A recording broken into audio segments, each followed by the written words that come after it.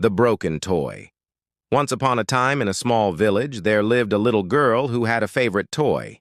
It was a beautiful doll that she took everywhere she went. One day, the girl and her mother went to the market.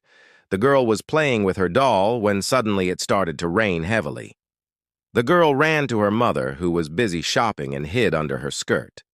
But when the girl looked down, she saw that her beloved doll was lying on the wet ground, its clothes torn and its face smudged with dirt.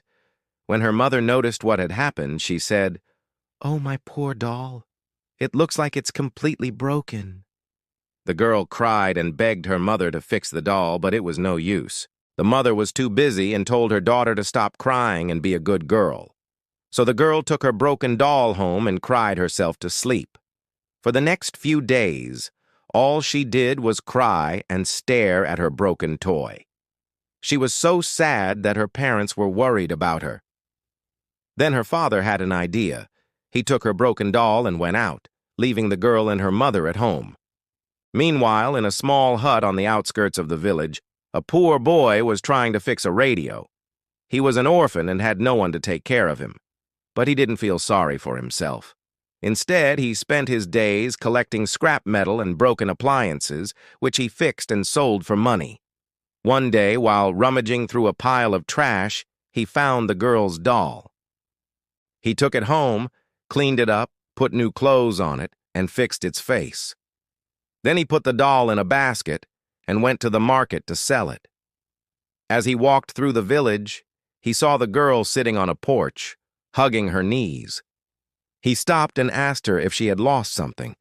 The girl looked up and said, "I lost my dolly. It was my favorite toy, but it broke in the rain." The boy felt sorry for her, so he took the doll out of the basket and gave it to her. The girl was so happy that she threw her arms around the boy and hugged him tightly. "You found my doll! You found my doll!" she shouted.